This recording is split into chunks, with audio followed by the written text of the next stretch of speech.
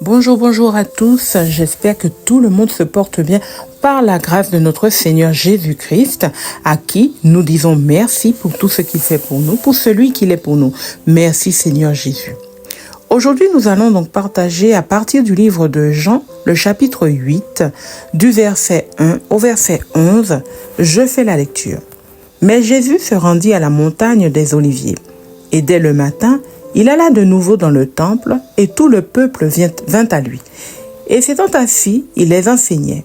Alors les scribes et les pharisiens lui amenèrent une femme surprise en adultère et l'ayant placée au milieu du peuple, ils lui dirent : « Maître, cette femme a été surprise en flagrant délit d'adultère. Or, Moïse nous a ordonné dans la loi de lapider celles qui sont dans son cas. Toi donc, qu'en dis-tu ? » Or, il disait cela pour l'éprouver, afin de pouvoir l'accuser. Mais Jésus, s'étant penché en bas, écrivait avec son doigt sur la terre. Et comme il continuait à l'interroger, s'étant relevé, il leur dit : « Que celui de vous qui est sans péché jette le premier la pierre contre elle. » Et s'étant encore baissé, il écrivait sur la terre.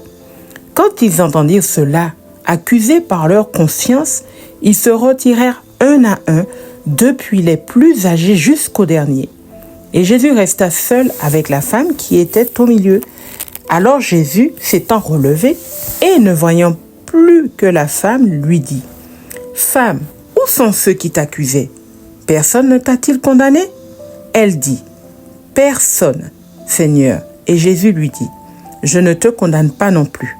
Va et ne pêche plus. » Bien-aimés, dans ce passage, la Bible nous apprend que d'abord Jésus se rendit sur la montagne des Oliviers, puis le matin, il alla de nouveau dans le temple et tout le peuple vint à lui. Il s'assit donc et enseignait. Et pendant qu'il enseignait, voilà que des scribes et des pharisiens emmènent à Jésus une femme qui a été surprise d'adultère. Et comme, effectivement, dans la loi de Moïse, il était en fait ordonné que l'on lapide des femmes qu'on retrouve dans les situations de celles qu'ils ont emmenées à Jésus, à savoir l'adultère. Il fallait effectivement que cette personne soit prise en flagrant délit, qu'on ait en fait la preuve que la personne est commis l'adultère. Et ces pharisiens et ces scribes qui étaient venus avec cette femme l'avaient surprise dans son flagrant délit d'adultère. Donc, ils disent à Jésus : « Maître, nous avons surpris cette femme en flagrant délit d'adultère et Moïse nous a ordonné dans la loi de lapider des femmes comme elle pour ce qu'elles ont fait. Mais toi, qu'en dis-tu ? » Mais en fait, il n'avait pas posé la question pour avoir en fait la connaissance par rapport à cet acte. Mais ils avaient posé cette question pour pouvoir éprouver le Seigneur et pour trouver un sujet pour mieux l'accuser, pour mieux en fait le faire accuser. Donc Jésus, lorsqu'il a entendu la question, il se penche, il écrit avec son doigt sur la terre. La Bible ne nous précise pas effectivement ce que Jésus a écrit. Mais Jésus écrivait et eux, n'ayant pas encore la réponse, continuaient en fait de poser la question à Jésus.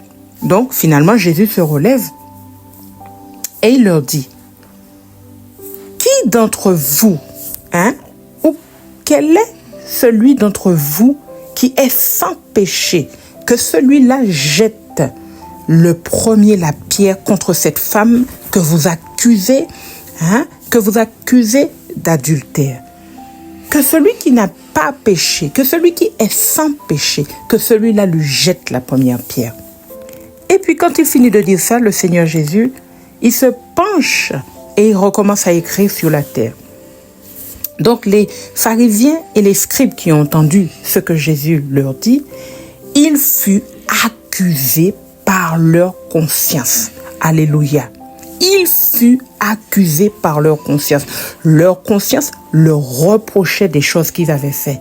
Leur conscience leur reprochait leur état eux-mêmes de pécheurs qui venaient accuser cette femme qu'il avait mise en place publique devant tout le monde pour pouvoir l'accuser, pour que Jésus même aussi l'accuse. Et ils disent bien, la loi de Moïse nous ordonne d'accuser une telle femme. Mais toi, qu'en dis-tu?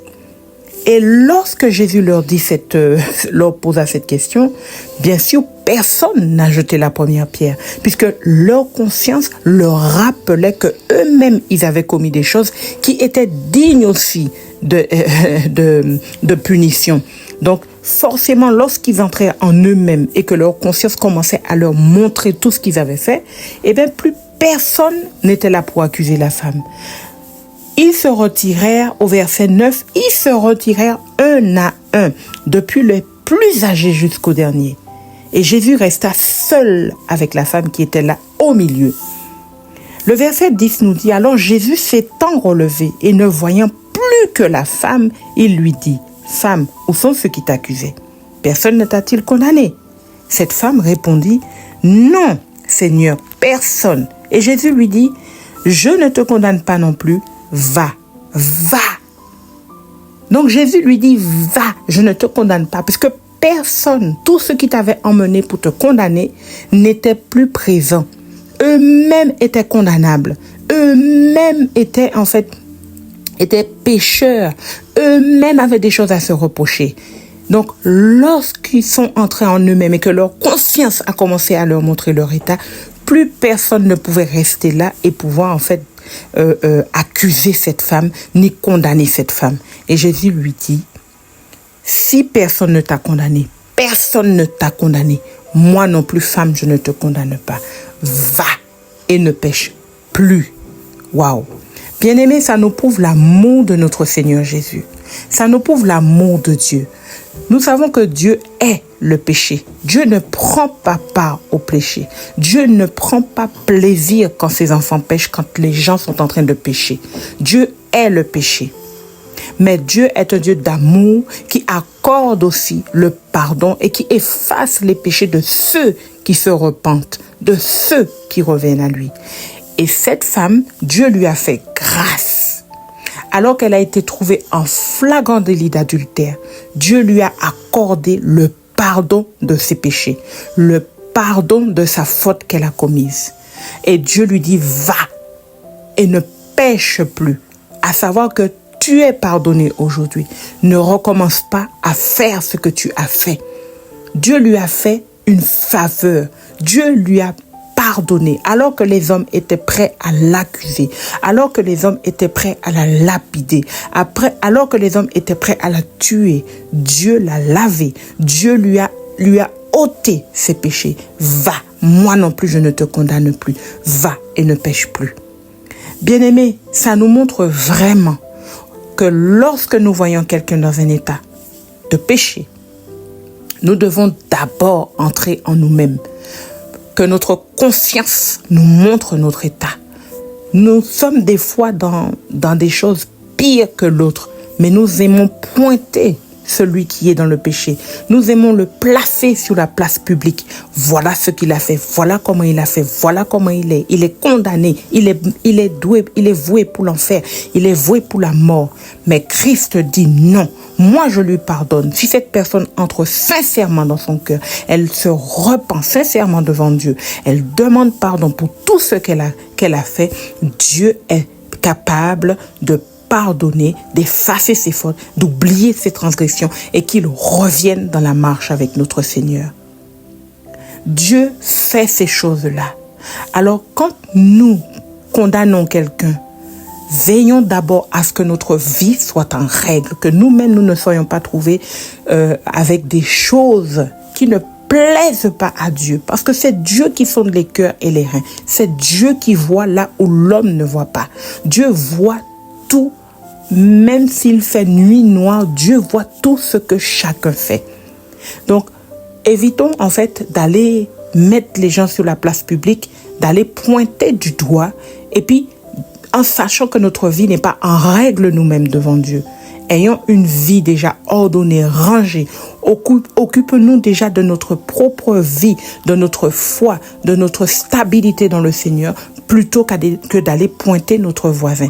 Ayons l'amour du Seigneur. Quand nous savons qu'un frère, qu'une sœur est tombé, nous devons en fait aider cette personne à revenir dans la marche par la prière, en lui rappelant les paroles du Seigneur. Si cette personne nous écoute, gloire à Dieu. Si elle ne nous écoute pas, gloire à Dieu. Nous crions dans le lieu secret pour que Dieu puisse toucher son cœur à nouveau et le ramener ou la ramener sur le chemin de la justice de Dieu, sur le chemin de la vérité de Dieu, afin que cette personne retrouve sa vie dans le Seigneur.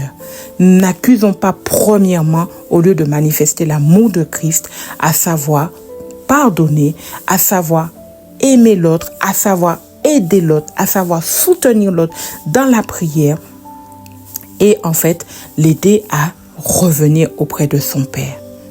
Donc, dans ce merveilleux passage que nous avons lu, le livre de Jean, le chapitre 8, du verset 1 au verset 11, nous voyons l'amour de Jésus, mais nous voyons aussi que nous ne devons pas, dans un premier temps, pointer le doigt, placer les gens comme ça, afficher les gens, sans chercher à manifester l'amour de Jésus.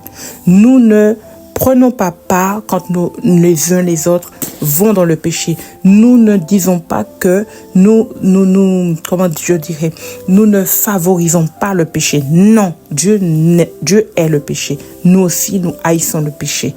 Mais arrive que lorsque nous jugeons quelqu'un, alors que nous avons une vie pire que la personne dans le secret, cela n'est pas bon non plus devant Dieu. Donc manifestons l'amour de Dieu, manifestons le pardon de Dieu, manifestons la paix de Dieu et soutenons-nous, prions les uns pour les autres et Dieu nous fera grâce à chacun. À celui qui est tombé, Dieu peut le relever. Dieu est là et sa volonté c'est de le voir sauvé. Notre Seigneur Jésus est un Dieu d'amour. Il est aussi le juste juge. Si une personne persévère dans sa situation de péché alors qu'elle sait qu'elle doit y sortir, Dieu est un juste juge. Le Saint-Esprit va d'abord interpeller cette personne et si elle veut rester dans sa condition, elle aura fait son choix. Mais nous manifestons l'amour de Dieu.